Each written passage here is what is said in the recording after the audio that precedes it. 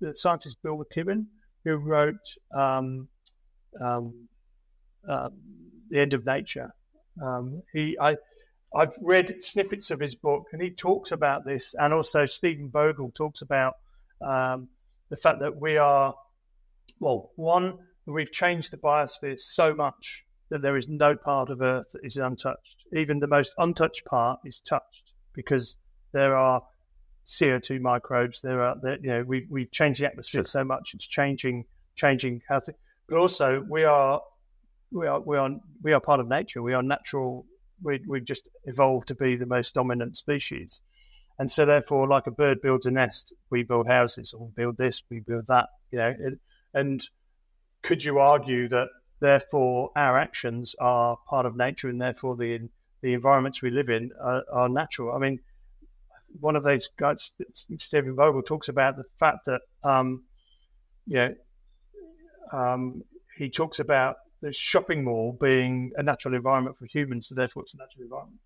So, I mean, look, I don't necessarily adhere to that, and I think it's controversial, but it's an interesting process to kind of go through, to think about it.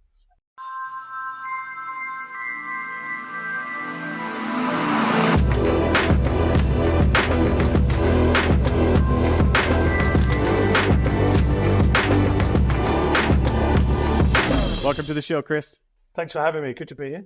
I'm glad to have you today. I've been looking through your work, and I'm really excited about this episode. You have a couple of bodies of work that I have tons of questions about. But before we get started, go ahead and introduce yourself to the audience and tell us a little bit about who you are. Okay. So I'm a British-Australian photographer, landscape photographer based in Sydney. I emigrated here in the 90s after packing my bags and backpacking around the world, certainly around parts of the Northern Hemisphere with a one-way ticket to Australia. So I've been here since the mid-90s. And my practice revolves around human intervention in the landscapes and the intricacies of that, be that large-scale interventions like mining and infrastructure to small-scale interventions in the urban environment. I also look at place and identity because I'm a dual citizen. So within that, I kind of have what I could call maybe a kind of confused view of my sense of place, because I still have quite a aesthetic attachment to my homeland in England, but I've been here for so long that I obviously explore the Australian landscape, but I also feel there's a kind of disconnection sometimes for me because it's so vast and almost alien to me, particularly also being an import. So that's I also experiment. I do some experimental work, but I don't really publicize it too much. I try and break out from my shackles of landscape and my aesthetic. I sometimes need to kind of have a shift, but I then also don't always publicize it. So that's a bit of background. Well, you're a visual artist, and I can tell that you naturally are drawn to the visual arts. And I was curious how far that went back. I had read somewhere that when you were young, you used to paint. So talk to me a little bit about that. Go ahead. So I was the odd one out in my family, and I was the only creative. So my dad was in finance, my sister is in property and finance, and my mum was a traditional housewife. So I was always brought up to potentially have this, go into management and go into finance and get a proper job. So when I started painting and becoming an artist, it kind of scared them. So it was really, I don't know what triggered it. There wasn't one event that triggered it, but I do remember quite clearly painting a fruit bowl in my kitchen in the Midlands with watercolor. And I hadn't had any training or anything like that. And I took it to one of my teachers at school, and they went, "Oh my God, you need to study art." So that's where it started. And then, my parents were encouraging to a point. They liked classical music and things like that. So there was an artistic history in there. It's just from a career perspective, it was a bit of a no-no. So I was introduced to various forms of art, and I've always enjoyed particularly the landscapes of John Constable. I mean, they're quintessentially English, but also, with the bucolic landscapes and that kind of romanticizing of the landscape, but without being a romantic painter. I think he was a kind of a documentary landscape painter, documenting the labor of the harvesting of the land. He was away from the Industrial Revolution was happening at the time, or it's partway through. But he really captured the everyday people working the land, the opening of the locks of the canals in Norfolk and places like that. So I loved his interpretation of the landscape. I loved his sketches, the looseness of that. So I was really drawn to that. I used to go to see his work in the V&A and Tate Britain. So I took it upon myself to start painting landscapes as well. And actually, I had this pointed out to me by an old school friend of mine. I actually painted some power stations on the Trent Valley, which is near where I was brought up. So it kind of, when I was doing starting the grand scheme work, he sent me through Facebook a picture of that painting. I don't know whether he got hold of it or he had a photo of it, but he showed me this picture, and it was of this. It was a bit of an average painting, to be honest, but it was of power station on the Trent Valley in the Midlands, and it's like, well, there you go. There's a thread there. So yes, there is a huge influence, certainly on my painting, and so that kind of inspired me to go to art school. But I was a bit lousy. I didn't think I was. Sorry, go on. No, I was going to ask you is like, what was it about those? You were talking about documentary painting. What was it about that was so interesting to you? I think it was just he was capturing everyday life and interventions, smaller interventions, because he wasn't painting like industrial landscapes in the north of England, but there were canals. There were barges going through the canals and people opening the locks, and people toiling on the land. And so it wasn't the romantic painters of his peers or previous generations. It was very much a reality. It was beauty in the truth, which is what John Davis talks about in his photographs as well. Not truth in beauty. And I enjoyed that. I liked the reality of it rather than the kind of more whimsical approach. So it kind of appealed to me. But they're still really English. I mean, he is a quintessential English painter. But there's a reality and a truth to his work that kind of separated him. And I mean, he was quite ostracized until later on in his life when people started to really attach to his work. So it's really interesting. And it shows up in your work. So like you can actually see that kind of influence even today in your photography. And so it's quite interesting to kind of look back that you were kind of painting. Now when you went to art school, did you study painting or did you get into photography? It was painting. Yeah, it was painting. Yeah, it was painting. So you did painting? So photography came later. Oh. So it was painting. Yeah, in Canterbury. And then that's where I kind of... So there's a bit of pressure. Parents are a bit aghast. Kind of going, you want to be a painter? Yeah, exactly.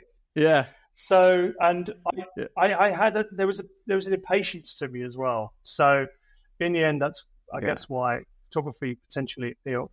So I was in Canterbury Art School, but then I was in the library, and I picked up this copy of Campaign Brief is the Australian version. Campaign magazine, which is the London advertising magazine, and I saw these fantastic advertising campaigns. I was like, "Oh my god, okay!" So you could be creative and have a kind of more commercial bent to it, and it really appealed. There was some of those classic Heineken ads and the independent newspaper launch, things like that, and so I was really drawn to that, and it confused me because I love painting, and then I saw that and I went, wow, that's quite interesting.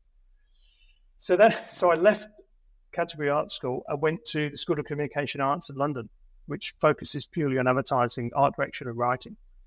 So that's where I got my advertising education, and kind of left my painting behind then. I still did continue, but I had this, it was quite a tangent shift. So I went and studied that. Is that where you found photography? Sorry? So, no, photography. Is that where you found? Excuse me. A cog in the capitalist the machine. No, but well, you know, I mean, but, even artists are really, aren't they? They just worry about what dealers think. So, so we're all in it, you know. Yeah, well, it's market value of your work, right? I think that's interesting. So look, so it was. Look, I saw myself as a painter. Whenever I was doing anything outside of my work, I was always painting. And then I went, I wanted to go traveling. So I got a travel bug, bought a one-way ticket to Australia, and went through North America with a pretty crappy camera. Unfortunately, I'm sorry to say now. I mean, I wish I'd taken a beautiful Mamiya or something like that then. But I wouldn't have known what I was doing. So I went to North America, New Zealand, and then ended up in Australia. And it was then that my eyes opened up to these different landscapes and realized, wow, okay, this is visually very interesting. All these different, I mean, I was so used to the English landscapes, which are fascinating, of course. But I think I was just a bit siloed, and I went to America, and then obviously coming into Australia, where they were the antithesis mostly of the classic verdant rolling countryside of England. So you go out into these places that are sparsely populated, red, desert-like, and even further in New South Wales, they're still dry. There's yellow grass when it's dry. You know, it's not green. It's brutal. So it was there that during that time it really opened my eyes, and I went, okay, right, I've got to get a camera. So I got a kind of Nikon F90 and some slide film, and went for it with varying degrees of success. so and a lot of those slides they were in storage, and they got water damage, so it's a bit of a pain. So I don't have many of those to show. But yes, that's where it really opened up. So it wasn't in England, even though now I think I have and you'll see some of the work later on, visual connection still to England. I need to go back. I'm hopefully going to go back in autumn this year to go down to Cornwall to capture some work on a story that I need to kind of get off my chest. So close to my. Are you self-taught? Spiritual. Yeah, I studied at City College of the Arts for a bit. I didn't finish the course, so okay. I'm quite a bit self-taught. But no, I did get the a couple of years done at City College of the Arts. But I then got so just taking a step back. So I travelled. I came out to Australia, and I met Paula Mackenzie, who's my wife now. We started dating. We took a camper van around Australia, and that's where I saw these amazing landscapes and got right into my photography. We went back to England. I went, I'm going to be here. I'm going to get back. So I think I was kind of escaping a bit of family stuff, a bit of something else, other things, and came back to study at City College of the Arts. But then a funny thing happened. I got offered a job in advertising. So they saw some of my work, some of my portfolio. I'd only done a short stint in England, but I had kind of a lot of spec work and things like that, and got offered a really good job at Y&R in North Sydney, Younger Rubik in North Sydney. So I took the money, and yeah, and you know, I was settling down with Paula.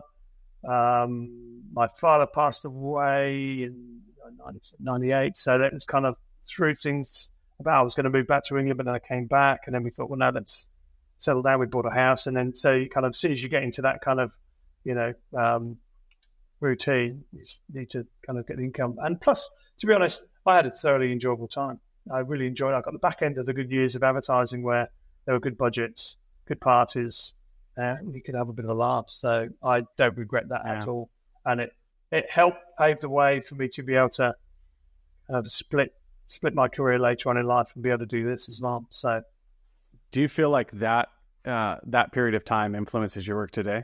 And how do you, if it did, how? So I'll take you through some work in a bit, but I think it did. So the interesting thing when I was looking at my work as individual images before I started to work on kind of long-term projects like the grant scheme, was there were interesting individual images, but I didn't really think they fitted a narrative or a particular kind of story and fitted within one body of work. And you could retrofit them a little bit, and I did have to kind of string some of them together to give them some meaning. But I think that was influenced by my advertising. I was used to working on, say, a beer campaign, and you finish that and you go and do something for a newspaper, and then you do something for soap powder, and you do something for an alcohol brand, a cereal, or whatever. So chopping and changing. So there might be interesting ideas and interesting campaigns, but there's no cohesion. There's no body of work. They're just good individual bits of work. I think that actually probably did influence the way I approached my image making initially. Is I went, well, that's really cool. Okay, that's cool. That's cool. What does it mean? I don't know. But still, I had to kind of drill down a bit further and work out exactly what it was I was trying to achieve. But I think that's a process I had to go through. Yeah, I was always curious about that because I had, I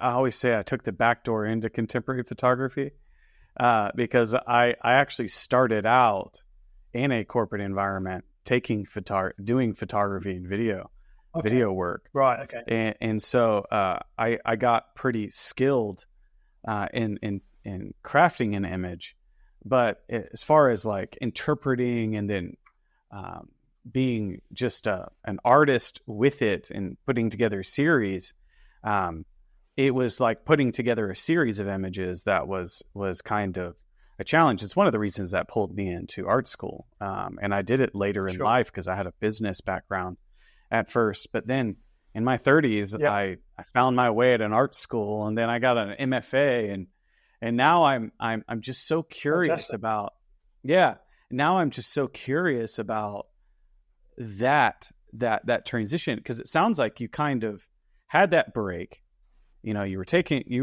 and so was I, but then something shifted for you and you found your way into contemporary photography, and you put together some really remarkable series, in my opinion, and you were able to kind of make that kind of transition that I often feel like I'm still trying to do myself.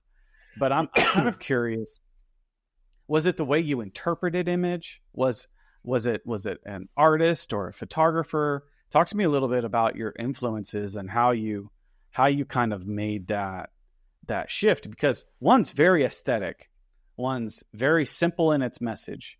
Not simple, but it can be, and it's driven with an intent.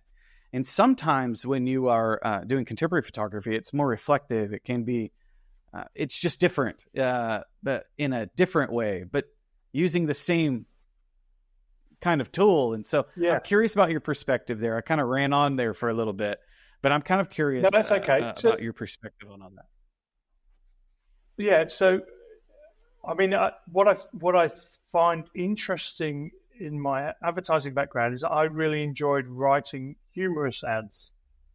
So I was a writer or an art director, depending on the jobs. I can write a bit and all that stuff. So I was quite enjoyed humor, and that doesn't come across at all in my work. So it does. It does. Punchy lines and this kind of stuff. Does it? Okay. And from an art directional point of view as well, sometimes my art direction would be quite linear and quite well formed, or I'd have a designer help me because I was not always great on the InDesign tools and Illustrator and stuff. And so some of the art direction possibly then does translate into some of my compositions, I guess. Like, and I mentioned John Davis before. I mean, there's people like Sternfeld, Mayovitz, Alex Soth later on. I mean, all those artists, I've been aware of for years, and whether they're influenced or whether they're not, maybe everything's subconscious, And I certainly know from my advertising days is that everybody goes, "Oh, it's always been done. Everything's been done." So no idea is new. And my wife runs fashion businesses, and she goes, "Yeah, nothing's new." So I think the same applies to photography. Often, even if we try and deny it, they go, "Well, actually, of course, there's an influence there because you've researched, you've looked at books and you've looked at influences on contemporary photography, and they're always there." I do remember before I was really getting into photography, I remember at the Hayward Gallery, I saw the Glacier shot from Andreas Gursky, which is bloody amazing. I can't remember which glacier it is, but it's just enormous. It's almost monochrome. It's color, but it's just this overcast, dark, mountainous landscape in Switzerland, and it's just river of ice, and it was just an enormous print, and that was just beautiful. I mean, that's more of a natural environment, but still, he's very much in that capturing all kinds of different human environments, and that no doubt had an impact as well. So there's loads of influences, and I'd be remiss of me to say no one did have an impact on my work. Talk to me a little bit about that transition then, or not even a transition, but how you were able to kind of shift your mind into a contemporary photography and landscape and to take on projects that you're interested in. Talk to me a little bit about that. So it really evolved. Look, I did 6 years at Younger Rubicon. I went to M&C Saatchi, and was the creative director at a place called Naked Communications, that was into new media and things like that. And then I had another couple of jobs after that, and it was around 2010, 11. I took a job at an agency in Surrey Hills and asked for 4 days a week. I was a senior person in the agency, but they granted it me because I just moved to this new part of Sydney. I'm back in closer in the inner city now, but at that time we moved further out when we had young children. And like I say, I was exposed to these different environments. I mean, I've travelled around, so I know what they look like, but with fresh eyes and with in the back of my mind, I'm thinking I want to start doing something a bit more meaningful. I saw these environments and landscapes right on the edge of Sydney, these kind of semi-urban, post-natural kind of landscapes, and I thought, well, I need to get back into my photography. It wasn't necessarily a light bulb moment. It was more just hang on, I did that years ago. Why the hell haven't I done anything with it? And I look back. I'll show you a couple of the photos I took in the early 90s, and there's a little bit of me that just goes, yeah, I should have probably pursued that a bit earlier, because maybe I don't know, I would have had a bit of success earlier, but then everything happens for a reason. I'm able to, because I've had a career in advertising, I'm able to kind of pick and choose, fund my own projects. And if they work, they work. If they don't work, they don't work. So, I'm not in it for the money, certainly from my photography point of view, which is a good thing. Yeah. I guess. 'Cause it's hard. So had I not done that, I might not be here talking to you. So it's kind of, it must feed it in some way, and certainly it was feed it creatively some way, but certainly financially, having the background in advertising enabled me to completely make a break. So that started with like a 4-day thing, and then I really started to think, right, okay, I want to. And then I started doing freelance work rather than agency work. So I go, right, okay, I might have a week on, week off, week on, week off. So, and that's kind of been the structure for the last, since about 2013, 14, I think.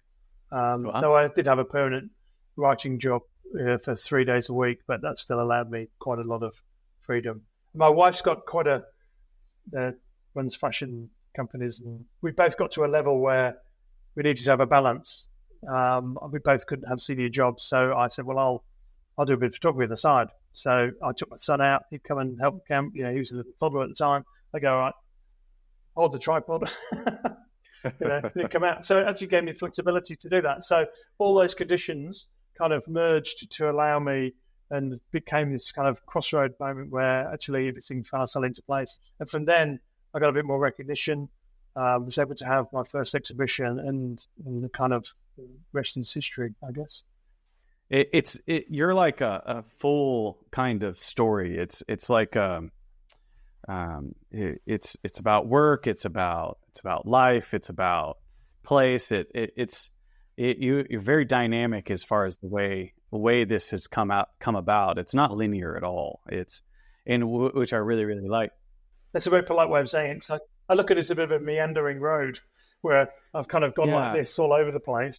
And actually, I could have just gone this way, but then, all those influences, all those experiences influence my work, I suppose.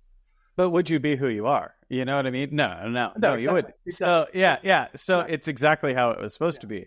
And personally, I've started to find as I do more and more of these interviews, and because I'm always curious about where people come from. And the reason I ask these, and I spend the first 30 minutes or 40 minutes of any interview that I do trying to get to know an artist, is because so much of that story influences the work and how it makes its way. And some people are very linear. This is what I wanted to do, and that's how they go. Some people are more, grab a little here, grab a little there, grab a little there, grab a little. And I like that too. I don't know if there's any one way to be a photographer or / contemporary artist. And so I love hearing stories like this because it shows the multifaceted ways that we can kind of make our way into it. You had mentioned your kids. You have 2? Yep. 2. Do they follow in your footsteps? Are they visual artists themselves, or any photography? My daughter follows in my wife's footsteps. She's very fashion oriented and has a great sense of style, which also makes tricky character, but she's gorgeous and she styles herself beautifully. And Sebastian. So Sebastian is very creative, but he's very commercial as well. He wants to get into business, but he also has an interest in film, and he's also doing arts at school as well. So he's at high school. My daughter's left high school. She's working for her mother at the moment, and she's about to go traveling. But Sebastian is very creative, and he wanted to get into film and television. He's also interested in doing bits of photography. But I think he's got a really commercial economic brain on him as well. And he might merge the two, so he could go into production or something like that. Sure. I think. So, yeah, they really enjoy looking at my work, and they like talking to their friends about my work, but whether they'll follow in my footsteps. I think certain technological changes have put Sebastian off, like AI as well. So he's kind of going, oh, God, if you can do that on AI, what's the point of me taking a photo? That was my research. Existential question. Yeah, I know. Yeah. I did that research in my MFA, and I think there is definitely space for a photographer for sure, because we need them. Period. We still need pictures of grandma. There is. We want to still see where we live. It's so like there's still a place for that, but. That's interesting. I was curious if the apple fell too far from the tree or not. I fell very far from the tree. I am not doing anything. That's exactly right. I was an apple in a tree. I think I was a different fruit. Yeah.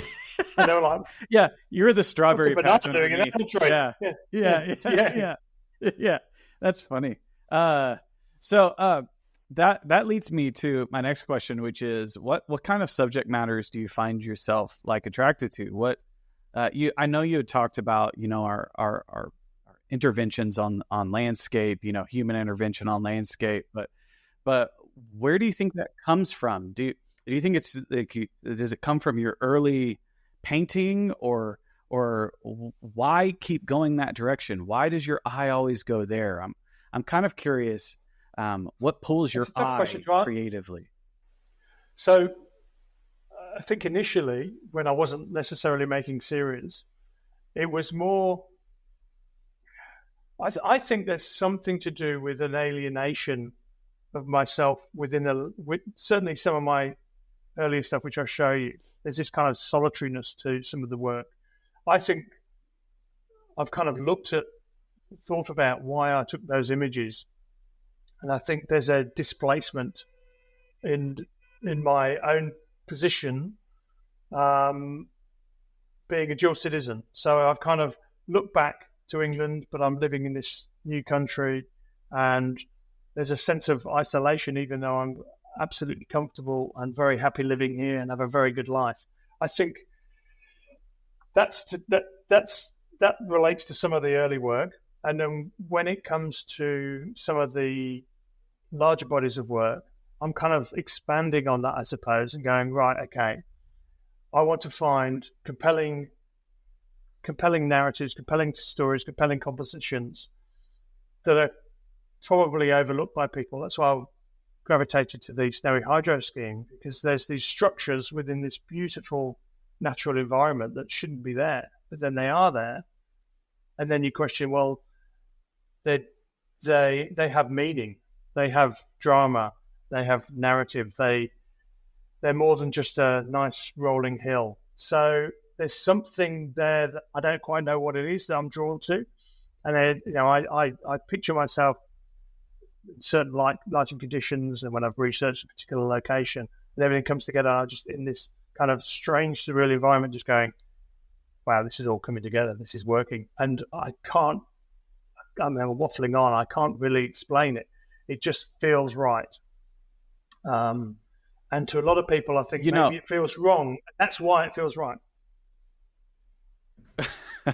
Well, I'm kind of curious. You had mentioned one time before that it's like these often overlooked.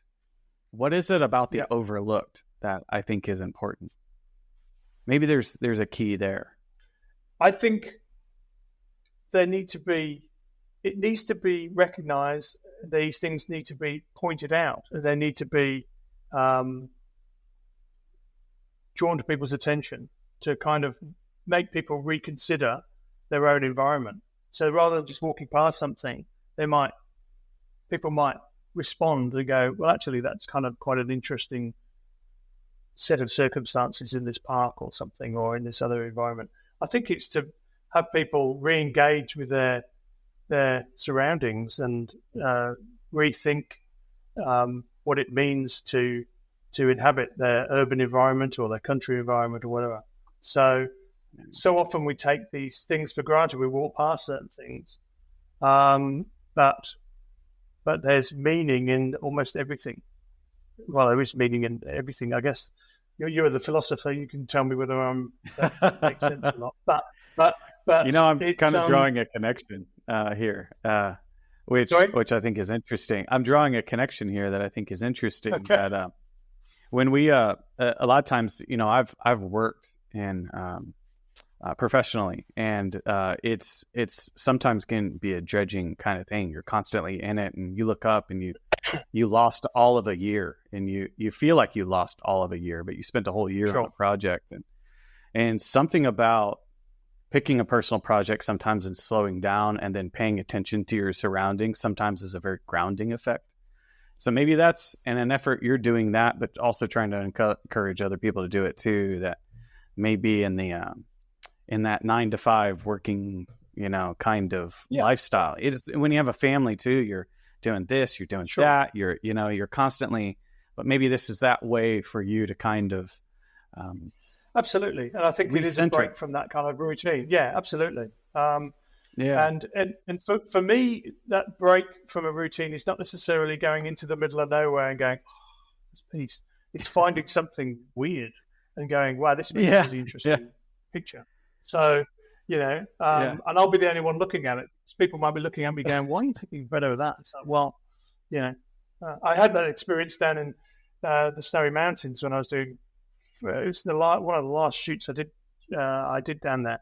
There is this other photographer there, and she was pointing in her camera in one direction. There'd been some floodwaters, and I think there was a trailer stuck in the water, and there was a boat here, and there's a boathouse. Kind of, it was all slightly flooded and kind of quite surreal. And it was beautiful light. The sun was going down. She was pointing, and there was a car. That's right. She was pointing her camera in the other direction, and I was pointing it in this direction. She came out to me and she said, "Why are you taking a picture of that?" And I said, "Well, why are you taking a picture of the sunset?" And she was like, "Oh, well." I said, "Well, this is more interesting than the sunset. You don't get this every day. This is strange. This is bizarre. This is not good. These waters will recede in a week, and you won't have this again. You'll get another sunset." Anyway, she couldn't quite fathom it. So, yeah, I don't know where I was going with that, but it was an interesting. No,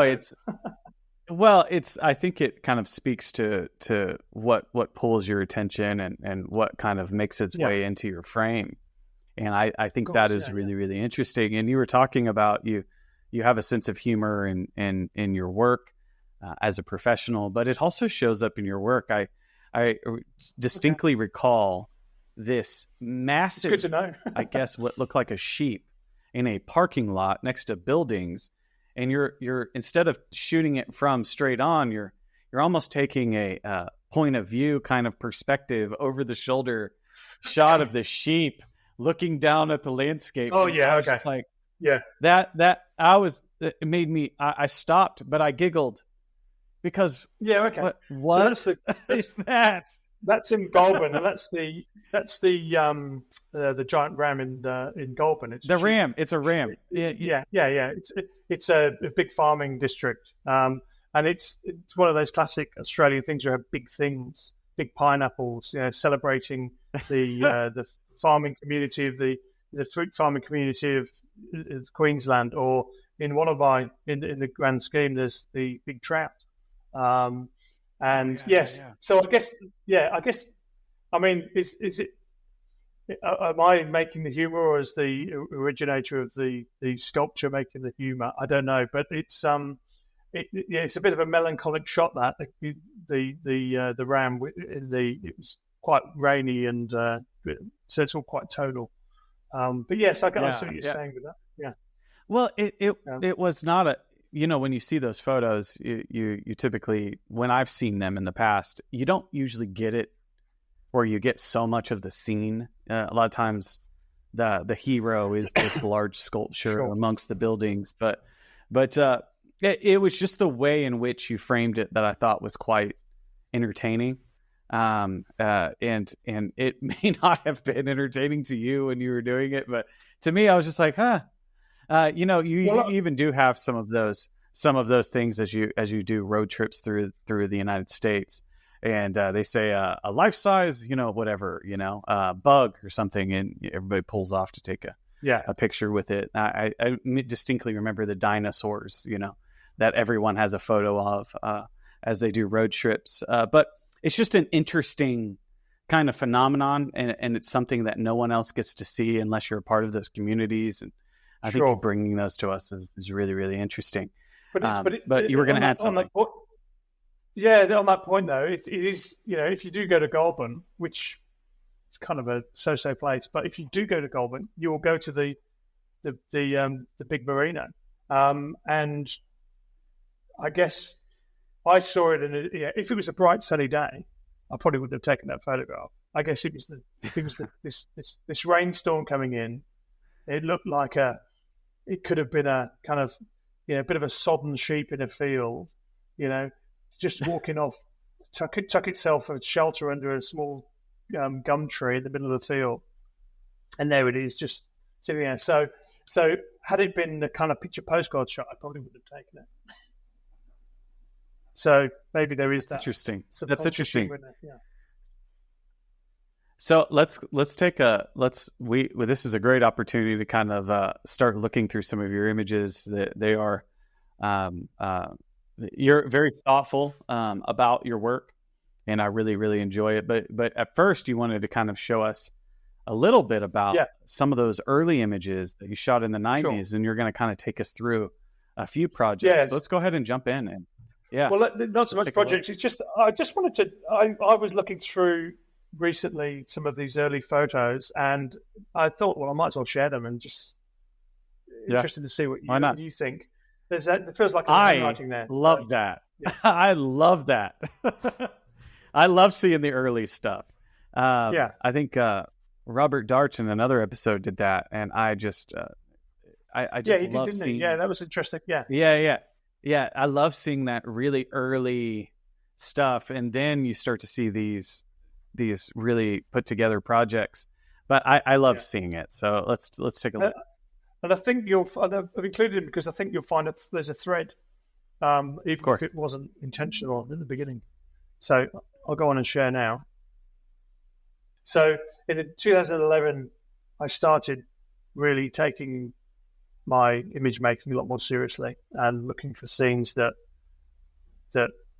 were more compelling, that I felt really comfortable with, and told a story about me and also about how our environments are in flux constantly, even the ones close to home as well.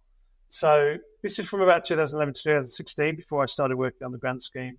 So this shot is out of a park in Homebush near where the Olympics were held. So that was 2000, wasn't it? I think. 2000 Olympics. So there's areas just beyond there that started to get developed as well. This is this kids' playground, this kids' park. It's kind of like a futuristic kind of vision of how parks should be. You know, it's quite surreal. The colours, the silver kind of crisp nature of the slides, and it's all cordoned off.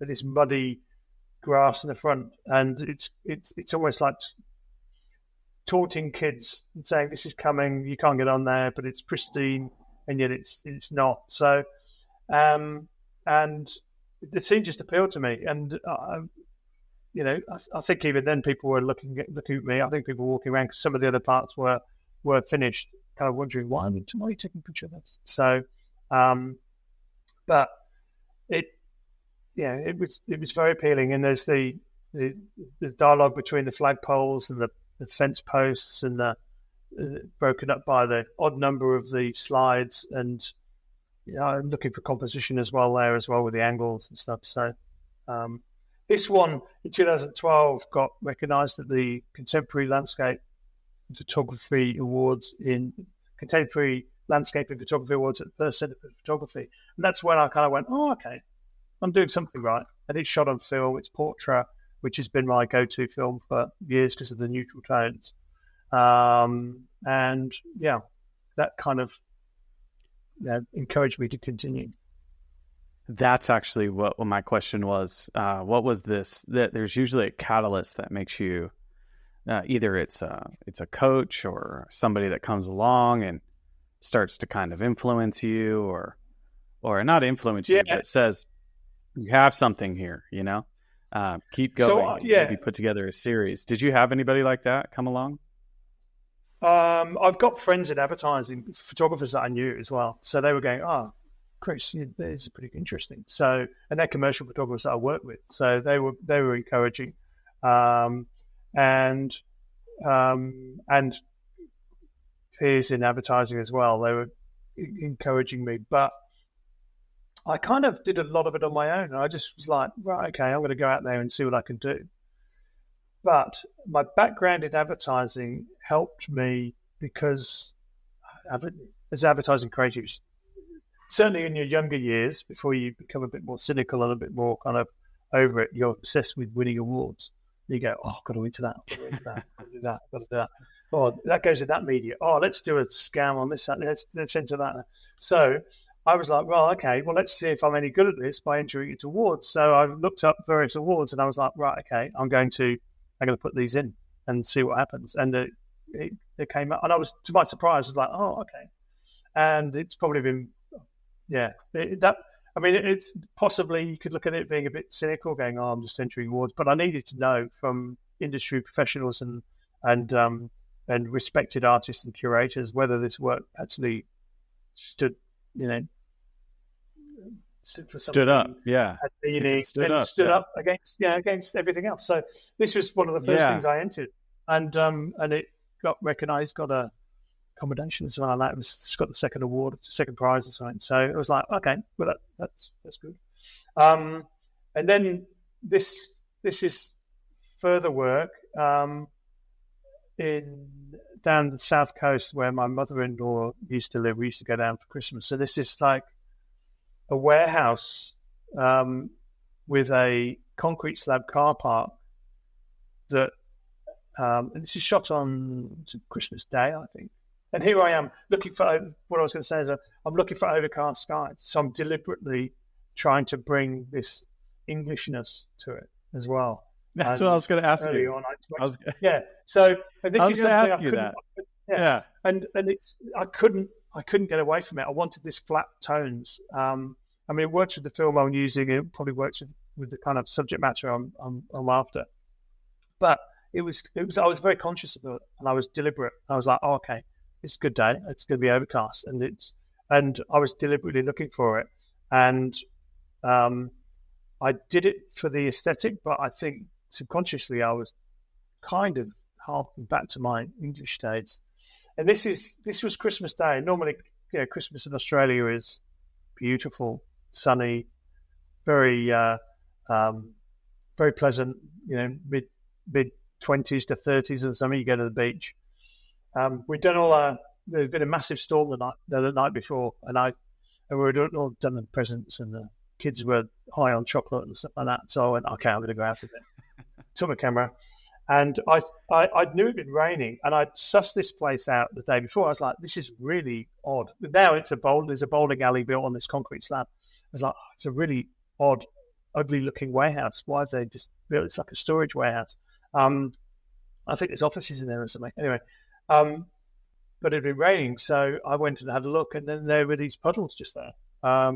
And it certainly made sense to me. So looking back at my earlier work, where there's reflections in water, and there's a looking for a reflection, there's looking for these kind of repeated compositions of the structure I'm taking photo of.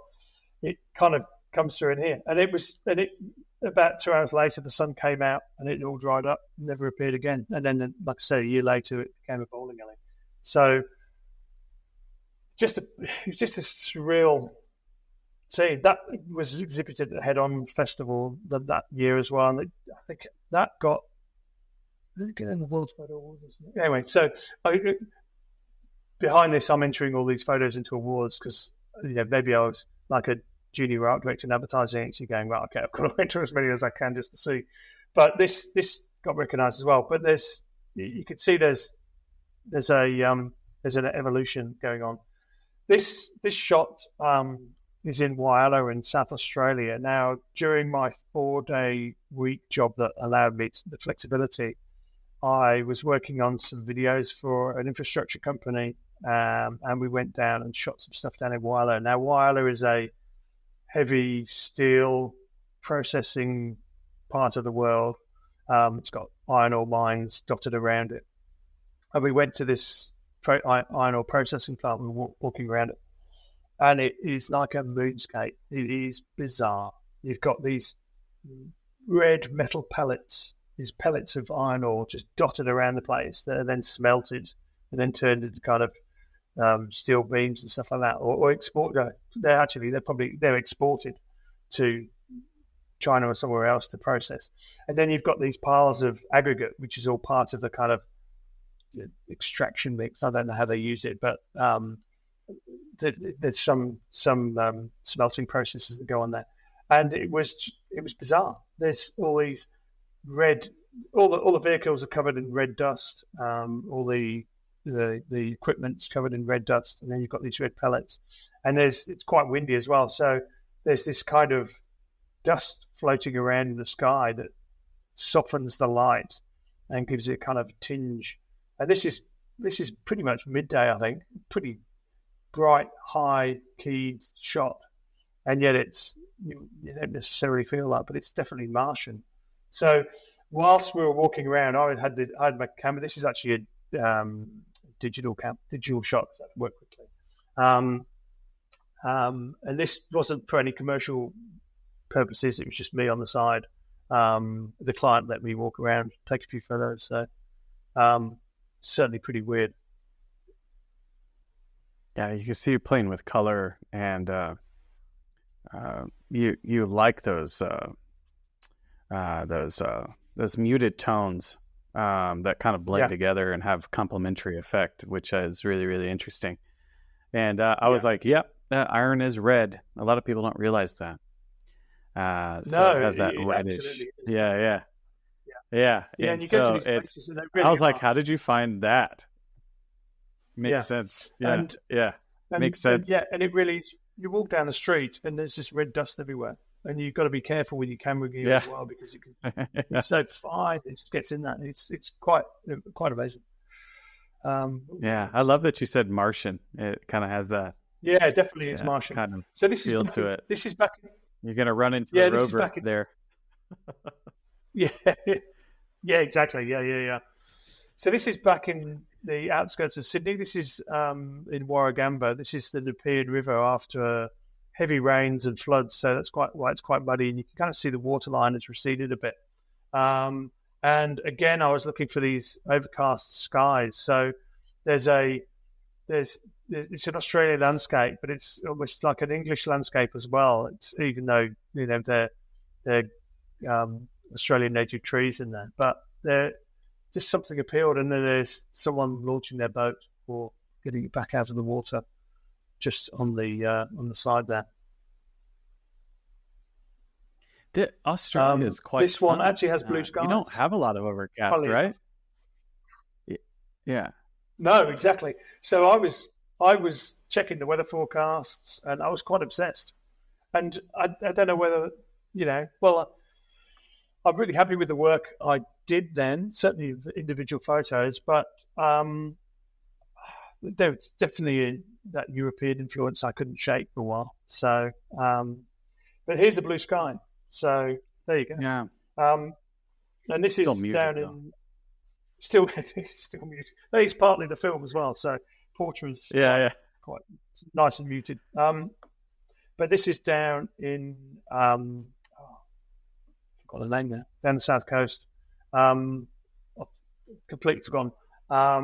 And it talks to possibly that it's a completely different landscape. Obviously, the South of the Sea a little bit. Just thinking about it now, where these people are just kind of a little bit static, not much movement, but they're having an afternoon of entertainment by the sea.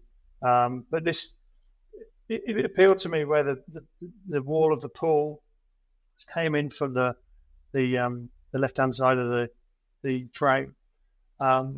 And then, of course, I've got the horizon line. There's the sea dividing it in the middle as well. So it's one of those scenes you kind of I was just to capture these people in their moment of pause, I suppose. So getting out or in the pool. I love it playing with scale. You almost have right here. It almost seems like it's not supposed to be that big. Maybe it's your perspective right here. And so I'm looking down from a cliff. Yeah. It doesn't feel like it's that big. And then you see the people here, and wow, you're playing with scale really, really nicely here. Yeah, and these are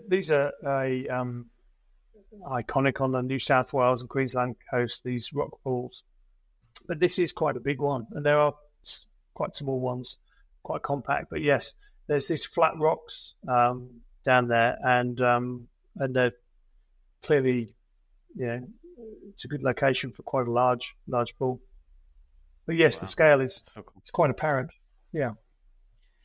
Yeah, well, it does. You don't catch it right away, which that's what I love about. Yeah. I like that. Yeah. And so this is then me. This is back in England. So I put the couple from going back to England. So I went back to visit my mother one of the years when I was getting back in my photography. And this is in Cannock Chase in the Midlands near. We moved out of Kent. My father passed away, but then she moved back to the Midlands. So this is just outside Lichfield, a place called Cannock Chase, and it's a plantation forest and state forest. So most of the trees are plantation, but there's also, it's a natural area of natural beauty as well. So there's some areas that they can't kind of cull the trees. And again, I've got inclement weather. It's almost like I'm still in Australia, but this is where the overcast sky should be. So I'm still, it's easier to find this kind of weather in England, but I was drawn to these puddles made by various four-wheel drives, I assume, going through along this narrow track, and the path taking us off into the woods there. That's I used to go here as a child, so that's why I was drawn to it. We used to go away for Sunday afternoon walks and things like that. And I was kind of intrigued as to how it looked now, and with a camera in hand. I'm kind of curious about that connection. You said that European influence of the dreary, or I guess that's the best word for it. And do you find that were you missing home at all? Were you longing for it? No. So interesting. I kind of escaped a bit there. I didn't have a great relationship, certainly with my father anyway. I kind of escaped a bit, and I kind of was hiding from things. I think I have more of a connection now I'm older. And certainly my kids go, oh, Europe's amazing, we want to go and live there and stuff. So I think I potentially have more of a connection. I wasn't longing for it. Certainly not that. I enjoy my life here, but potentially some of the immediate landscapes and some of the immediate conditions within, that I can take. I really like photographs of infrastructure and houses and things in snow is really cool, but we don't really get that here. We only get it up in the snowy mountains. You occasionally get it out in certain kind of higher areas in towns, but it lasts a couple of days. So there are probably some things aesthetically I've missed, but certainly not an emotional connection then. I probably have that more now. I think that's interesting. I'm always trying to make those connections back because you said you're attracted to that kind of aesthetic, and it probably comes from those early years of painting and those painter influences that you had of the British landscapes, and I think that's interesting. I think that really is. It also gives you kind of a separate identity that exists within the Australian kind of landscape and that there was some of my work published early on, and they did talk about that, and they used that as a point of difference as well. So it's less so now, but certainly back in those early days. And this is down in Cornwall. So it's a great part of the world. I mean, I used to go on holiday down in Cornwall all the time, and probably have a closer emotional attachment, potentially aesthetic attachment to that area. Shame I can't get there too often, but this is in a place called St Austell, or just near there, where they used to mine for china clay, and I'll just go to the next one as well, because they use it in paper, kaolin and paper and things like that, and it was one of the most productive areas producing china clay in the world until cheaper competitors came along from Brazil, and so in places like that. So it's been over the last 20, 30 years or something, it's been a gradual process of regeneration. They still do have some mines there, but some are going back to this shot. So it's been a process of regeneration. They've been replanting, and apparently it's even more so now. So some of the lakes are just completely covered, surrounded by foliage. So this is kind of nature just completely reclaiming, and yet there's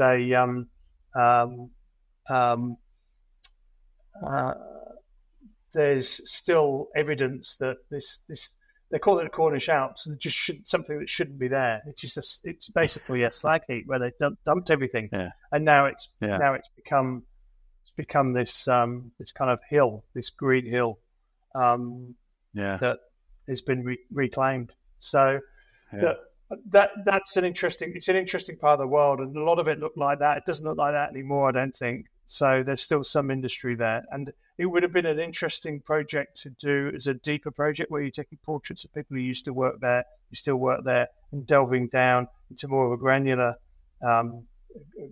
scale with the community and things like that. But I didn't really have time, so and I wasn't really focused on a deeper and more meaningful series back then anyway. In creating it was more superficial. Yeah, it also then kind of also leads into where we're about to go, where you're kind of exploring. It looks like human intervention, and one of the things that I'm starting to, well, you had mentioned it before, but this impacts of us on a place, humans on a place. Yeah. I say, I am human, so I guess I am us. But anyway, but even these 4-wheel tracks, these man-made, like man-made mountains, and like you called it the Alps. Exactly. What was the name? Yeah. They're called the Cornish Alps, and they're basically where they put all the waste material. So that they dug out of the ground. I just love the name. It's hilarious because they were white as well. You see it as well. So when they were funny. Before they were overgrown, they were white, and they're quite prominent on the landscape. Robert Darsh would know that for well-being for that part of the world. And so this is back in Cannock Chase again, just outside where I was born in Lichfield. It was taken at the same time as that previous shot from Cannock Chase. And again, there's these 4-wheel drive tracks that just there's the light. It's kind of like this, almost creating this. There's no mirror, but it's almost icy, or it's a void or something. But anyway, it appealed to me. But again, these images that just kind of superficially appeal to me. So I guess, this is going on to a series where I started to delve into a little bit more about place. I don't know whether you've seen this stuff. This is called Legend. Yeah, it's called Legend. I like this one. Yeah. So this I think was very much influenced from my art direction background in advertising. For obvious reasons, this is kind of layout, 2 pages, almost like a double page spread with a logo on the left, albeit in the middle. It would normally be in the bottom corner, but there's something graphic on one side and there's an image on another side. It could have been a headline or something.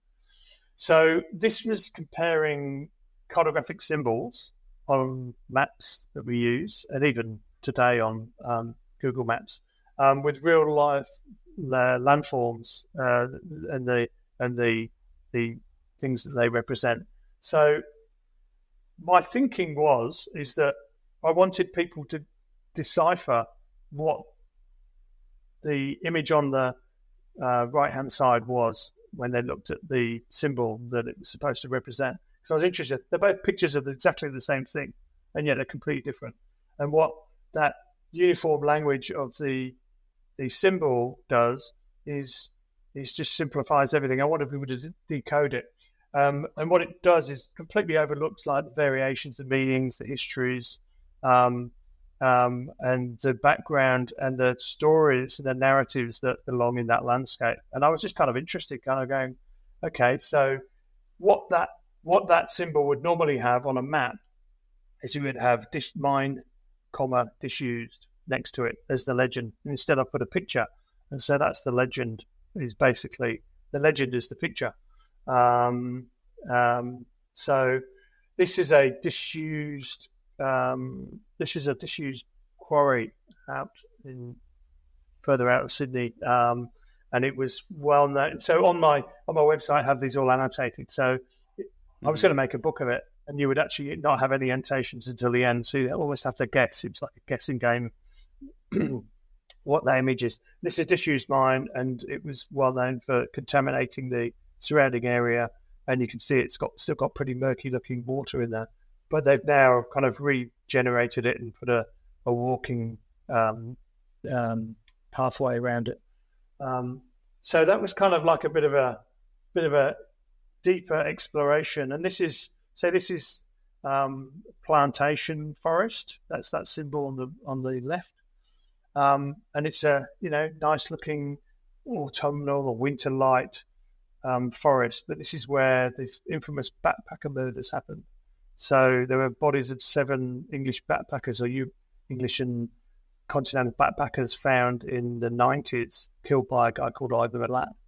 And so that meaning is completely removed from the uniform symbol again. And I just kind of was playing around. It's kind of an experiment in visual communication. They're both saying the same thing, but completely different as well. So, you look at this, you look at the map of where that forest is, and there's the plantation is all kind of illustrated in, and yet there's no evidence of the brutal history of that area.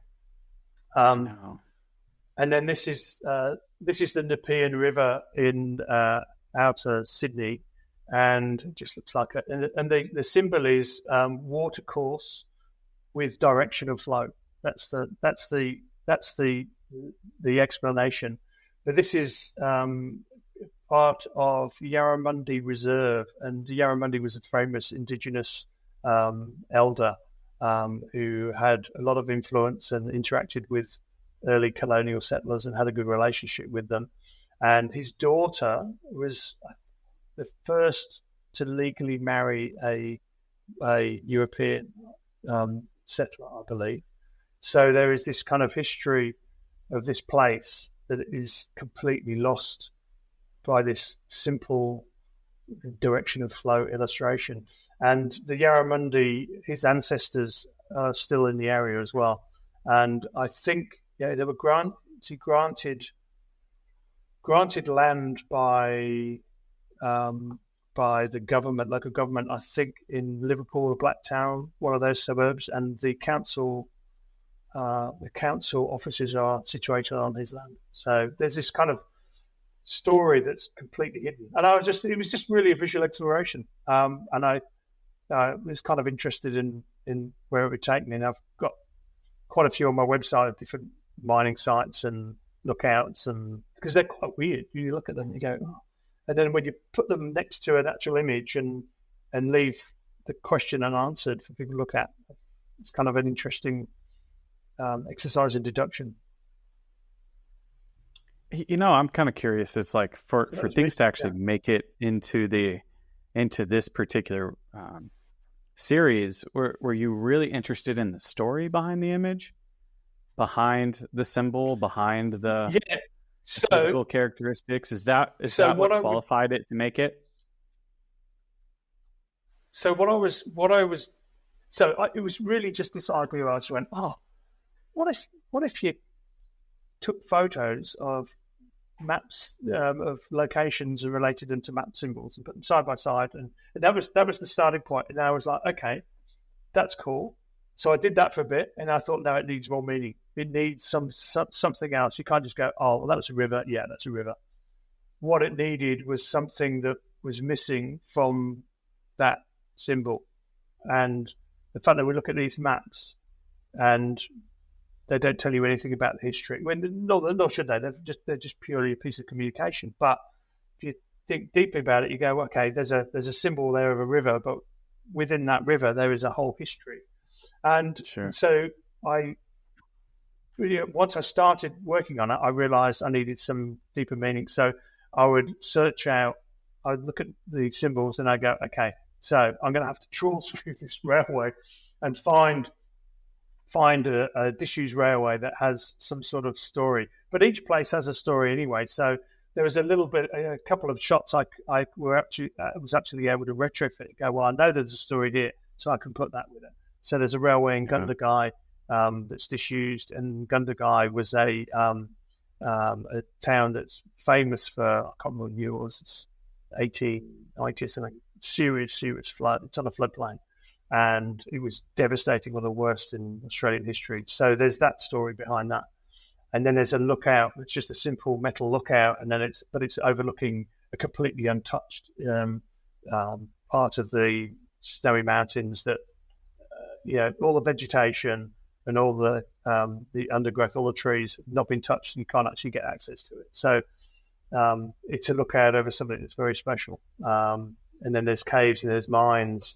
I mean, I've taken loads of pictures of mines, so I could pick a few. I really wanted to, in answer to the question, yes, I did try and find, once the project evolved, really try and find meaning or significant meaning for some of those symbols. Yeah. So I was trawling through. Interesting. So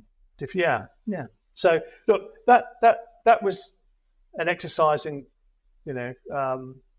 exploring the idea of place and connection, I suppose.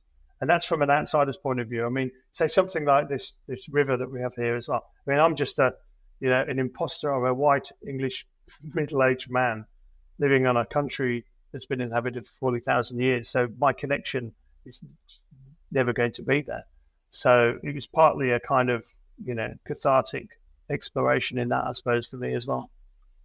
Yeah, that's fascinating. It's an interesting effort in looking a little deeper beyond what you're given, and I appreciate that aspect of it for sure. And of course, I love the graphic stuff like that. I love that kind of stuff. So it's a design. Yeah. It is a bit of a design job as well. So it's kind of is it photography? Is it design? But I don't mind having that question asked. So yeah. Well, when you do books, so then, it's a combination of both. Well, it is. Of course, it is. Yeah, absolutely. Yeah. Yeah. So then we're coming to the grand scheme. If we want to kind of move on to that, so this was, where I started to really think about This is the cover of the book I published last year. So I really needed something more substantial, I think. I sometimes think my brain for using advertising is wired to kind of shorter term problem solving rather than longer term. So I felt that my work kind of needed something a little bit more substantial, but looking for the kind of shots I'd already taken, the composition and all those elements that make them successful. But I needed a deeper story and needed something where I could possibly find a deeper connection with the landscape. And that wasn't about going out to the outback. I'm not Australian. So I felt that, my connection to water along the River Trent, say, where there's power stations, some of the Cornish coastal areas and things like that, the kind of hilly areas of England, and the weather drew me to the snowy mountains. So I needed that history of my heritage and my earlier image making. So I kind of identified what's called the Snowy Hydro Scheme. So this was from 2016 to 2022, and it documents the Snowy Hydro Scheme, and it's in the southern part of New South Wales and the Snowy Mountains. And I was exploring these structures within the context of the landscape, plus also the life in the region. So it's a very celebrated post-war achievement. It is a I'll just give you a bit of a map. So for those of you who don't know, it's the Snowy Mountains at the bottom of New South Wales there. And what it did is it was created between 1949 and 1974, and it diverted water from major rivers in the mountains, because there's snowy. A lot of people don't think it snows in Australia, but it does in these mountains. They're more kind of undulations compared to things like the Rockies and the Alps in Europe. But what it did is it diverted water through a series of tunnels, aqueducts, and dams through into the inland areas of New South Wales and Victoria and South Australia for irrigation. but at the same time, it created hydroelectric energy. And it was a massive visionary idea, and it took an enormous amount of labour. 30,000 immigrants came over from Europe, mostly post-war Europe, and came out here. 100,000 people all worked on it. The 30,000 came out, and many of them settled here. So it was a huge industrial development. It was a growing nation. It needed irrigation waters in inland Australia, but it also needed power. So it was an opportunity to do that. And it changed the face of Australia. It changed the landscape, which I'll get into in a bit, but it changed the face of Australia. I mean, 30,000 people came here. Most of them, or a large portion of them, settled. They settled in the area, and they've been here ever since. And their children, their grandchildren all live here. And it started the multicultural makeup of Australia we have today. And it's quite remarkable. But what interested me about it is it's been documented through modern history in Australia. So there's been lots of archival exhibitions. There's been lots of stories about it, documentaries made, but it's been completely overlooked by contemporary artists. And for me, it's a fascinating landscape, and I'll hopefully kind of convey that in some of the shots. But it was completely overlooked. And I thought, okay, this is an opportunity to tell a contemporary story about something that is hugely important in Australia. And it kind of offered me exploration about the tension in the landscape and this talk about truth and beauty. And it's and obviously there's a discussion about the fact that it's an ancient landscape and there were traditional lands of the indigenous people there. And they were being changed and altered to kind of accommodate for this evolving post-war nation. So, and it created enormous prosperity for the region. It opened up the areas for tourism with all the lakes and dams that were created. Huge amounts of large tracts of road opened up the Alpine region, and lots of the workers were European, so they started skiing there. So some of the ski resorts that are there, even though we have a very short ski season because of the weather, it opened up for that kind of recreation. There's hiking, water skiing, boating now as well, and of course it's the largest renewable energy generator in Australia. So there's this kind of tension. We're reshaping this ancient land. We're putting these structures in this land. We're inundating towns. We're shifting people around. We're massively changing water flows. I mean, there was a large environmental consequences at the time, but it's producing a large amount of renewable energy right now, and it is vitally important for our grid because we're closing down coal-powered power stations and things. And so when everybody's firing their air conditioners up in summer, that fills the gap in the evenings when people are, it's a warm evening and people put the AC on when they get home. And so it's vitally important. So there's this kind of real tension between the changing the landscape and the necessity of a growing nation. So that's what appealed to me, and also the fact that no one had done it. So I did a lot of research. I'd driven past some of it on the way down to Melbourne before, so I knew about it. So I had to do a lot of research, and I mapped out where I wanted to go and went from there. And it was a bit of a suck it and see. It was kind of, okay, I'm going to go down, do a few days, do a quick, few days driving. I mean, I don't know you can do the circuit around that kind of area in a day, but you need to take your time. So it's not like I'm going from one side of Australia to another. It's a smallish kind of area.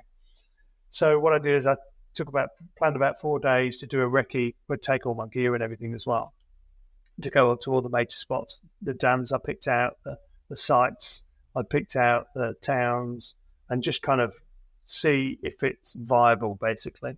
And it just kind of grew from there. So I started off with just this initial recce to go around and see, okay, is this going to work? Is it going to be a viable story? Is it something that can occupy my time? Am I going to be able to get the images? Is it going to be meaningful for me?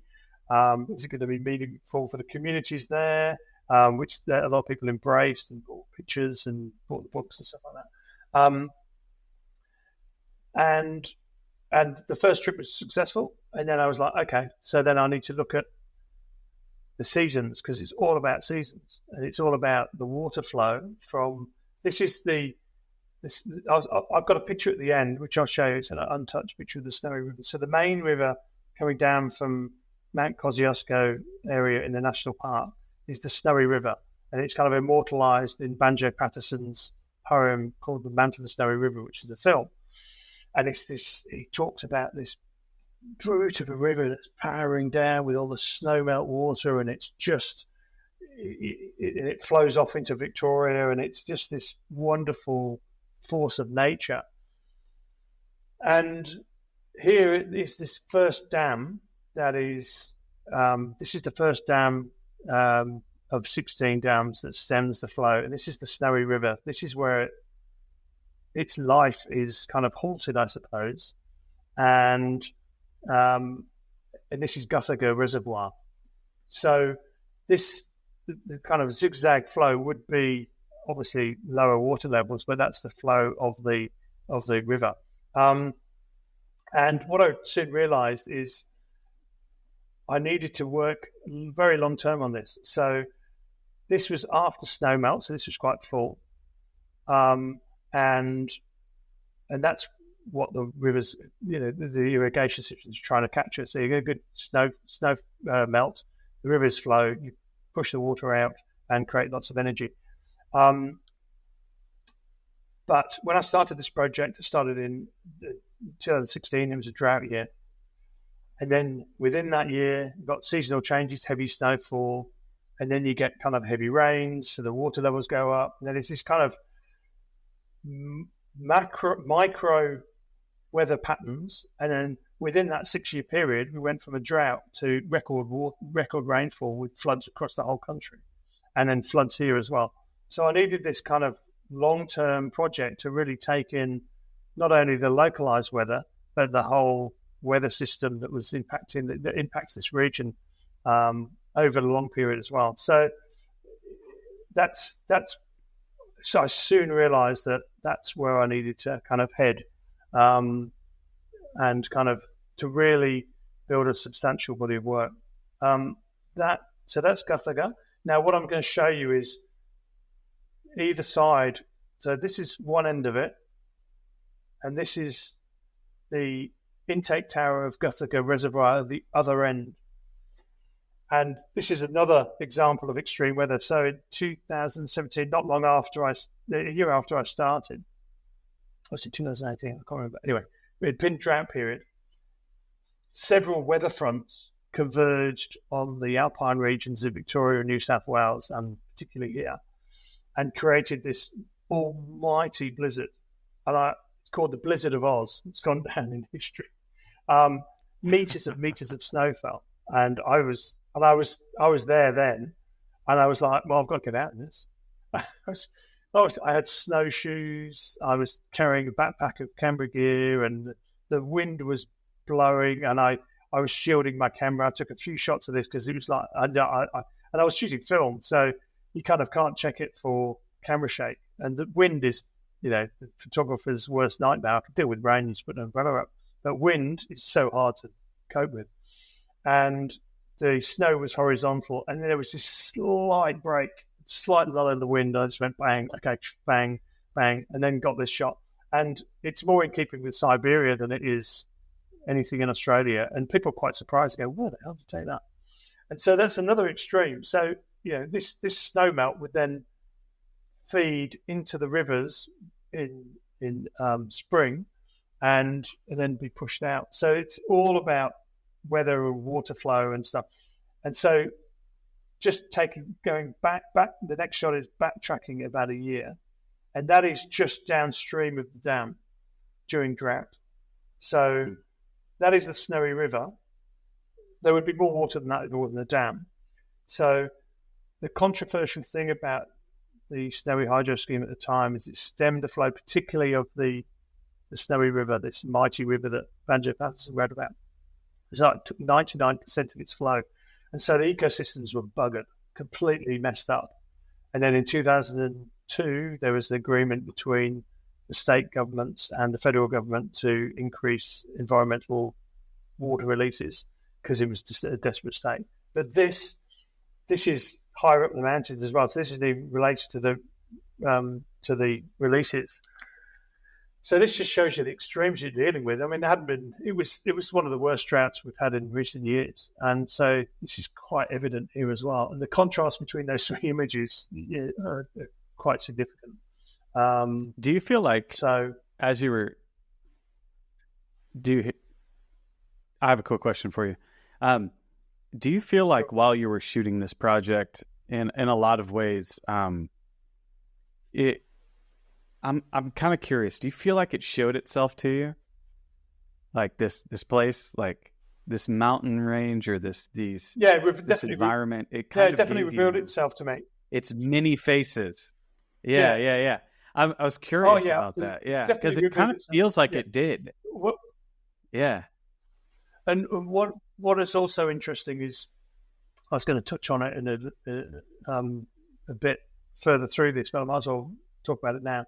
Is I was always, like I said, this place, Australia's so huge compared to my original home in England, and I think maybe creatively, emotionally, I live in the inner city of Sydney, so it's much like living in the outer city, I suppose. But there was possibly a disconnection, so I was possibly going to these places seeking a connection, and I was on a panel with the Head-On Festival the other year, which is the main art photography festival in Sydney.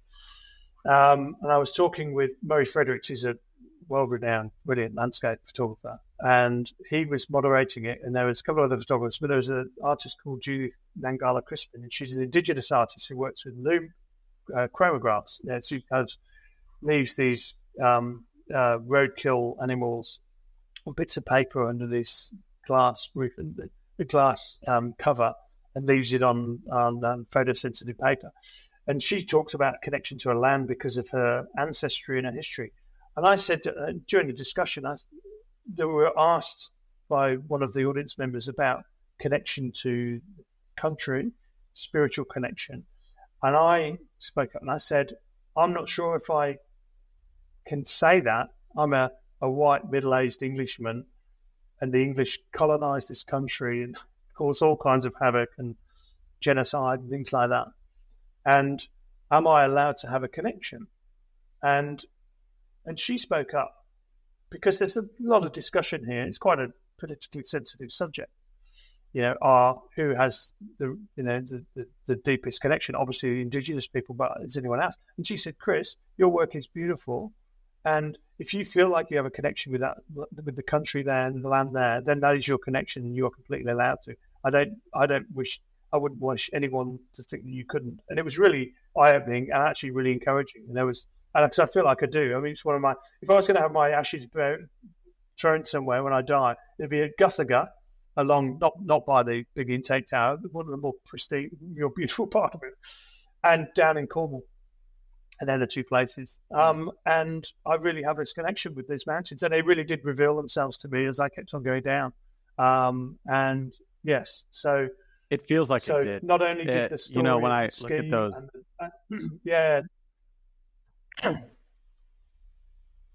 sorry. When I look at those three images, it really does feel like it was not only that this was. I don't know. I've started to kind of notice, especially when people take on projects or whatever, and they start doing art projects, or let's say one that turns into something that could be considered art or what have you, but they're taking on an idea or a subject or what have you. And a lot of people say, is it mine? And you were just kind of referencing this, you know what I mean? I think it was in a lot of ways. Yeah. I kind of look back at your early, your early childhood, and you were really interested in that realistic, what is real? You could even ask that question, but that kind of real experience with a place, not this romanticized version of it. And it almost seemed like it all got you prepared for this. like all of that photography, I'm really glad you showed me that. Yeah. And then now you're here and this mountain goes, you're the perfect person. And take photos of this. This is, yeah. And I was just like, wow. It felt like it was, yeah. That's right. Yeah. And you talk about beauty and truth and stuff. Well, that's, John Davis, as he spoke about it, he said the beauty of truth rather than the truth of beauty. So checking something there. And that's absolutely right. That's the way. That's exactly it's about truth. So it was an interesting. I became very connected very quickly. Let's just say that. So then, moving here, this is completely different. This is Tumut 3 power station on a wet day, and these pipes are bloody enormous, and it's a unique reverse pump hydro system. It's the only one in Australia. So on let me just kind of get this right. So on off-peak days, it pushes the water up to a reservoir at the top, and then on peak days, when the grid is under pressure, it's able to pump. It's able to let the water fall down and go through the to the power station and back into a reservoir lower down, and it generates an enormous amount of energy, and it's quite a unique thing. So, but it's brutal. I mean, you look at these pipes are strange, and they look like they're painted with this kind of grey shading on the side. I'm quite sure it's just dirt that's built up for years. And I was just drawing the graphic of the 3 reminded me of this. Do you remember the Thunderbirds?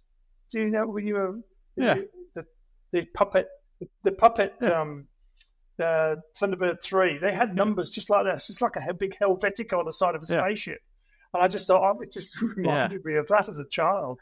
And and then there's this almost Abex style paint drip on the wall, and I took a number of shots here, but this one in the wet weather just really suited it. So there's these brutal structures and this power behind what they've created as well. So quite a contrasting. There's all these contrasting elements and environments. It doesn't seem real. And then this is that image. And this is completely. And then there's this tonally completely different. So I was worried that this was a bit too postcardy when I took it, but I still quite like it. But Richard I was looking for a bit of a Mizrac kind of feel, and I was worried I hadn't achieved it. But the light on that morning was really beautiful, and this is unaltered. It just kind of glowed. It became quite cloudy afterwards. But this is Lake Ukabine, and this was from the banks of where old Adaminaby, the little village that was inundated, was moved. So I'm on the banks of there, and it's quite low waters, and this lone tree is just sticking out, and it was kind of there for the taking. It just talks to the fact that these lands have been just changed forever, flooded and inundated, and this, for some reason, this lone tree was one of the few still left standing. It was a very calm morning, but quite surreal. And then as the series evolved, this is a spread from the book. I thought I'd just mix it up rather than just having images. As the series evolved, I realised, I've got to get. I have a bit of a phobia of taking portraits. I find it very uncomfortable approaching people. I'm unique in that, but I know. I mean, this was created by thousands of people from overseas, and it gave new life to a region, and it created all kinds of employment opportunities for people, tourism and things like that in the region. So without people, the series wouldn't really have much meaning. So I had to kind of pluck up the courage and approach a few people. This guy's called Steve Williamson, and he runs a fishing tour. He has a shop there with rod hire and for various fishing equipment, but he ran tours to go seeking trout in the various waterways and in the lakes and stuff. he's a bit of a legend around there as well. He's had quite a few famous politicians, and he even mentioned Kelly Slater, the surfer, went with him one time as well when he was in Australia. And my style's very much very straight. I'm not a nuanced portrait taker, I don't think, but I wanted to try and capture him and his shop with all the signs and the meaning that it has. And he was very obliging and helped me get I think his relatively successful shot. Considering I don't like taking portraits. Oh yeah. So yeah. So I've been asked, and I think I noted this to you when we were talking earlier about the fact that I in my statement, I've got a little quote here, I'll just read. So in my statement, I said, it's worth noting that my approach is non-partisan, and nor do I try to politicize any environmental or energy messages, nor do I glorify the altering their landscape. Some people picked on that, and there's a couple of people I know quite well. They said, "Oh, that's interesting," and they were interviewing me for an article. And they said, "Oh, why did you say that?" But there was one reviewer in Canberra, I think it's the Canberra Times. He was disappointed I didn't have that. I didn't take a more activist approach. And yet I was a bit bemused because this is a shot all about the environment. This is about, and the human environment that has changed. These were trees that were in old Adamidibi, the little town that was moved further up the road. And there's on the low waters, you can see this destruction that was created. And there's trees and kind of debris and things like that. So I was interested that they actually mentioned that and brought that up. And I got into quite a big discussion with them and saying, well, actually, look, you can't put a lens over what they did 50 years ago, 60 years ago, and try and criticize it with today's environmental needs. Yes, they made some mistakes, of course. To look back, they probably shouldn't have done what they did. But then, if we didn't do what we did, we wouldn't have one of the best renewable energy sources in the country. And I pointed that out and said, if I was more activist, I would be telling too much of a narrow story. I needed to be objective about everything. And as Batinsky says about his work, when it comes to the environmental message, more of a concerned citizen rather than an activist. Because if I was an activist, I wouldn't be looking for the composition we're looking for here. And I also pointed out to him, I said, look, there is no energy source that is environmentally safe or free of intervention in the environment.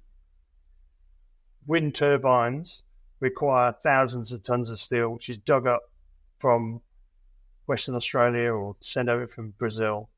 It's smelted in coal-fired power stations in China and then shipped back here with put in the ground with concrete where the land has been cleared and thousands of meters of copper wire, and the energy is stored in batteries with lithium that's supplied by child labor in South America. So I said,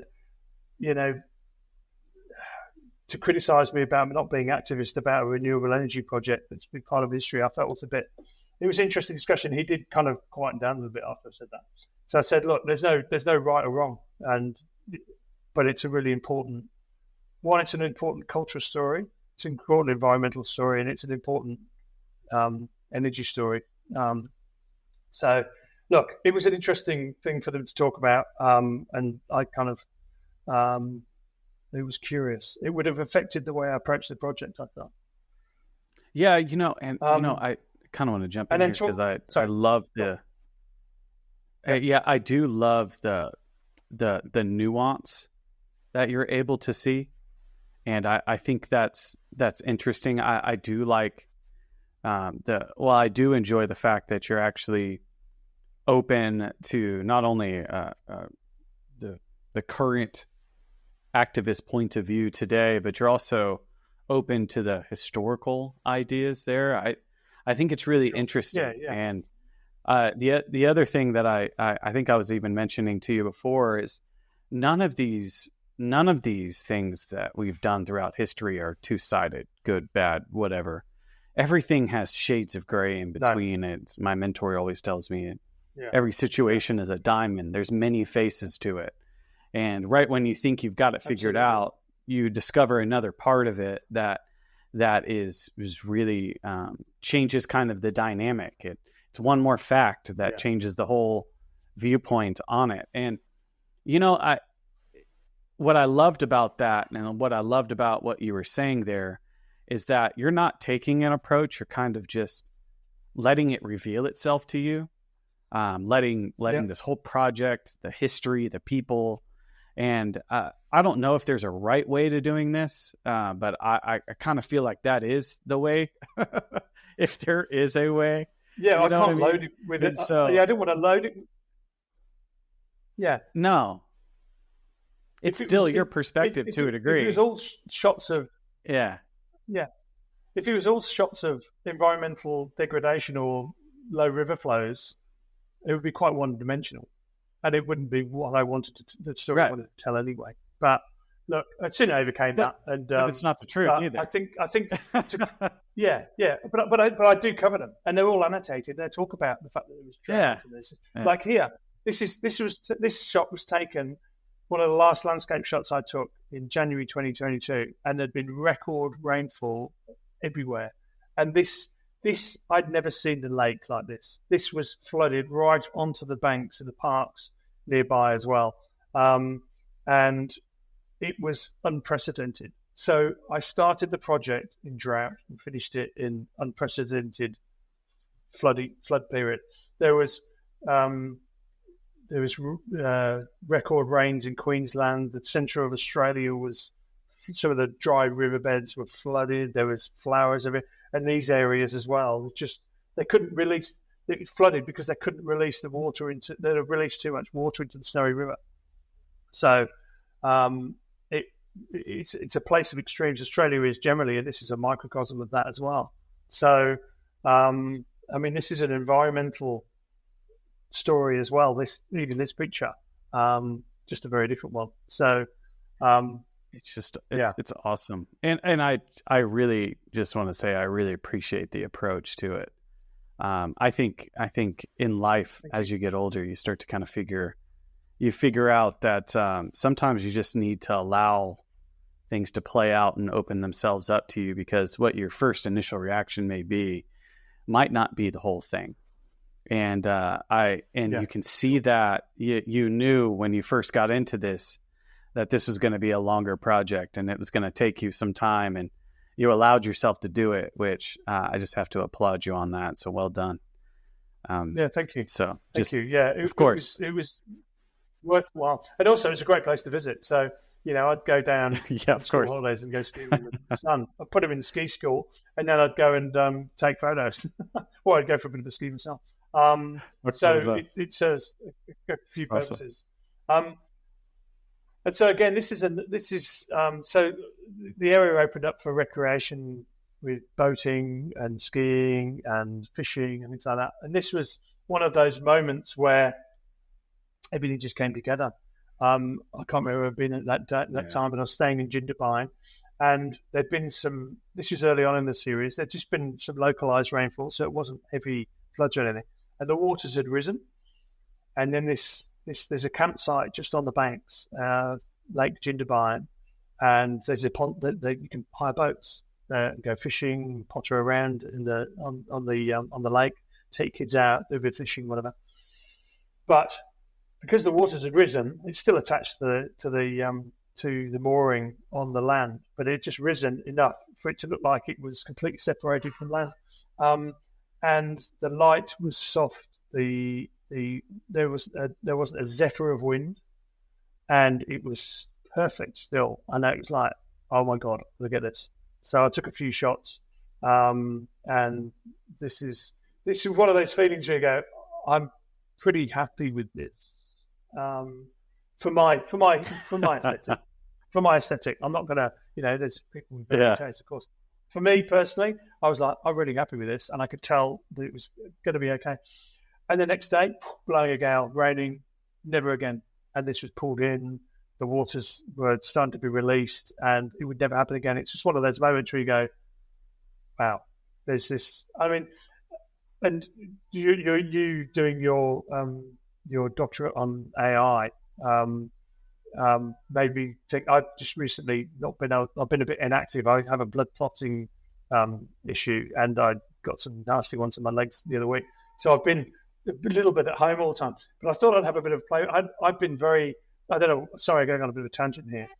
I've been a bit cynical and a bit not into AI. Played around a bit and become a bit more ambivalent. It's kind of interesting. You can create some quite nice images. But the overriding sense is that the feeling I got from taking this photo would never be replicated by sitting in the computer inputting Of course not. prompts. And that is, above all, the most important thing. And this feeling here with the cool air, that light, the stillness of the water, it's a moment where I was completely alone on my own. You can't take that away from a creative person. So anyway, that's another story about recreation, I suppose. So it's quite a broad story. And this, we've been talking about water releases, and this is Jindabyne Dam. This releases this dam releases water into the Snowy River, which was the main environmental story that came out. That was really alerted a lot of activists when the Snowy Hydro scheme was created. It really did stop a lot of water flow. And this is just part of the environmental flow that they put in to kind of help the riparian ecosystems now. So I managed to get down there when they were releasing some of the water, and it just tells that story of recovery, I suppose. I mean, we can't take back what they did, but there's still hope there. There's quite a lot more water flowing down that river now than there was. But also, it's brutal. It's just like, it's concrete. It's like bloody huge amount of spray concrete just stuck in this national park, which, there's two sides to that story as well. Aesthetically, it's really cool for me, but it's kind of questionable as well. And I met, this regular campers. This guy's called Hans. He came over from Western Australia. He stays on Yukonbean campsite on the a campsite on Lake Yukonbean every year, and he saw what I was doing, and he was really obliging. He says, "Oh, do you want to take a photo?" And so I managed to capture him. And there's these stories of these people. It opened it up to them as well, and people come from all over Australia to this place that maybe they would have done some hiking and some fishing and stuff like that, but because these dams have been created, these reservoirs, it offers a whole new world. So there's, again, this duality, these contrasting stories. And then we've got brutal structures in kind of soft water. So I did the old long exposure with this one, just to emphasize the contrast. This is Blowering Reservoir, and this is the intake tower. Now, this reservoir is famous because a guy called Ken Warby got the water speed record here in 1967, I think. Oh, I haven't got notes. Anyway, so the water speed record is still held here. So there's a kind of strange, this little subset of history has been created by having this massive body of water that, it's created this other piece of history. He built the boat in his garage. He was just kind of like this hobbyist boating mechanic kind of nerd, and he went for it and created this rocket boat that just went about 370 kilometers an hour or something, or miles, I think. I can't remember which one. But yeah, and there's a few kind of tribute signs up saying this is where he got the land speed record. But it's quite a fascinating place. So there's not only have you got these structures like this in this beautiful environment, you've got these little extra subset stories that come out of it as well. Wow. And then, so we talk about recreation. This is kind of strange. This old couple were, this is early on in the series as well. So the water levels are quite low and quite it's a little bit kind of brutal, I suppose. And they're just out there fishing, doing their thing, quite muddy sea. Again, this is probably a bit of an environmental, more of a macro one, I suppose, because it was quite drought conditions. So the water levels were quite low. This is where where I took photos with the lone tree and those tree trunks. And then there's part of the recreation is you staying at campsites. This is a lady called Joyce who owns a caravan and campsite and in just off Lake Newconvene, and that's her in her office. And so, she's got this livelihood in this beautiful part of the world, and people go and stay there. And so, I wanted to capture her as well. And she was great. She just had come out of having some recovered from a cancer operation actually as well. So she was a bit unwell at the time. I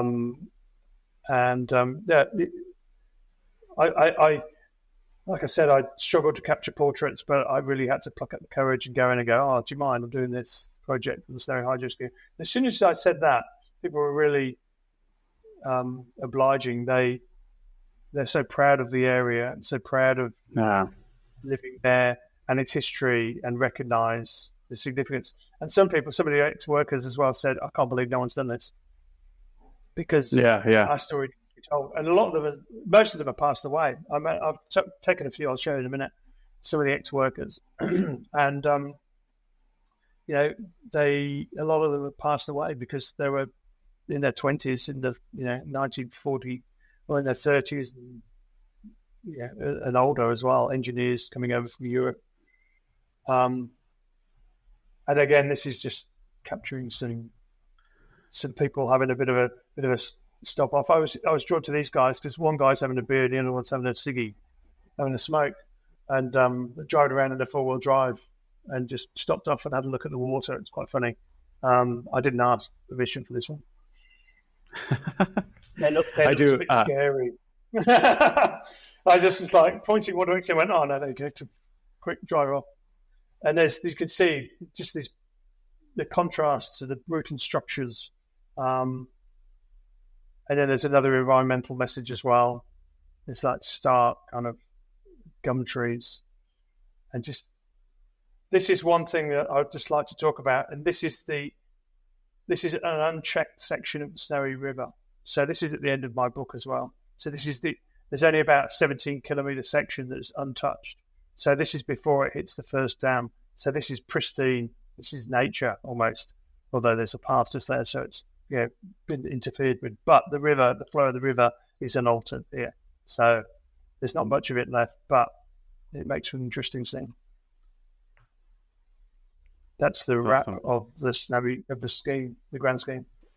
I think that project pulls up a lot of questions, for me personally. I'm just, I read in an article that it was an interview of you, and you were talking to a curator, and you were questioning this idea of the natural, what is natural, and I know that interview was quite a while ago, so I'm now kind of curious how much you've thought about that. At the time, you had mentioned that sometimes, it's a part of us. It's natural for us to alter our landscapes, and you're questioning the idea of what nature could be, because we're from nature, and then you also see animals that also alter their landscapes. As soon as you said, that animals do that as well, I started to think about a bird and a tree making a nest, from the foliage around, and making this artificial structure inside of a tree. You could argue that it's way more connected to Earth in nature itself, but it's almost this kind of dichotomy, this strange thing that is a part of who we are as humans. And I was curious if you've gotten to think about that a little bit more, and I have been recently, actually. Put that together. I have been recently. Yeah. So I have been recently because I've been asked that in a separate interview for a magazine that's coming up soon, and I've had to rethink that as well because it gets thrown back at me a little bit. And it was a bit of a thought experiment, but it was grounded on some kind of philosophical digging, I suppose. So there's people like the scientist Bill McKibben, who wrote The End of Nature. I've read snippets of his book, and he talks about this, and also Stephen Bogle talks about the fact that we've changed the biosphere so much that there is no part of Earth that is untouched. Even the most untouched part is touched because there are CO2 microbes. We've changed the atmosphere so much; it's changing how. But also, we are part of nature. We are natural. We've just evolved to be the most dominant species, and so therefore, like a bird builds a nest, we build houses, or we build this, we build that. And could you argue that therefore our actions are part of nature, and therefore the environments we live in are natural? I mean, one of those guys, Stephen Vogel, talks about the fact that he talks about the shopping mall being a natural environment for humans, so therefore it's a natural environment. So, I mean, look, I don't necessarily adhere to that, and I think it's controversial, but it's an interesting process to kind of go through, to think about it. But then we've evolved so much. Are we so evolved that we're going to actually destroy our own habitat and therefore cause our own downfall, which would be kind of through sheer greed and bloody-mindedness, a really stupid act? But, who knows? So it was when I was starting to explore the environments I was taking my early photographs with. But I have actually started to think about it more because I've been prompted to as well. So it's interesting you bring that up. So look, it's out there as a discussion with people who are far more intelligent than me. And I don't necessarily, I think it's an interesting visual exploration for me down the track. So I could explore it more with a bit more research. Well, you're doing it visually with your visual work. And so you're asking that question. You even when we discussed your nuanced approach to the previous project, it revealed itself, this kind of question. And I don't think that, and this is just my personal opinion, so don't come after me for this one, but I think asking those questions and looking a little deeper at our human nature itself is interesting itself. But this fact of natural and not natural also kind of points to this idea that humans are some kind of the supreme being that has way more influence on the world than we sometimes think. But also the planet has a way of reminding us that we're a very small cog in this machine too. And when you have these natural events and stuff like that, and that this conversation always seemed to make me feel separate from nature, and almost feel like we aren't natural, like humans aren't natural, but we are in some ways. And to ask that question reminds you that we came, you know what I mean? And so it's a very interesting thing. I don't know that I've come to any conclusions, but it was a really interesting thing to think about when I had read that. And so, but you could argue we're conditioned to think that it's a human construct, and nature is potentially a human construct anyway. And we're just talking about linguistics, maybe. But exactly, I'm not necessarily saying that's the case. But we've created nature in our own minds, or we've determined what it is to try and separate ourselves from it when actually we are intrinsic to it. So exactly. It's exactly what I was coming to. Yeah. And so I was talking to an anthropologist years ago when I was doing that work, I think, an English guy, and he said, and his quote was quite brutal. He said, this was the gist of it, but all these people saying we're messing up the environment overlook the fact that we've been doing it for millennia on the smaller scale constantly. But also, from an aesthetic point of view, we give it drama, we give it narrative. Without us, there isn't that is it beautiful, is it not beautiful question. It was kind of quite an interesting perspective. I mean, saying all these people who screwed right, he was having a bit of a, that's pretty loaded. But in essence, he's saying that, we create narrative, we create drama, we create interest in nature by altering it in some way.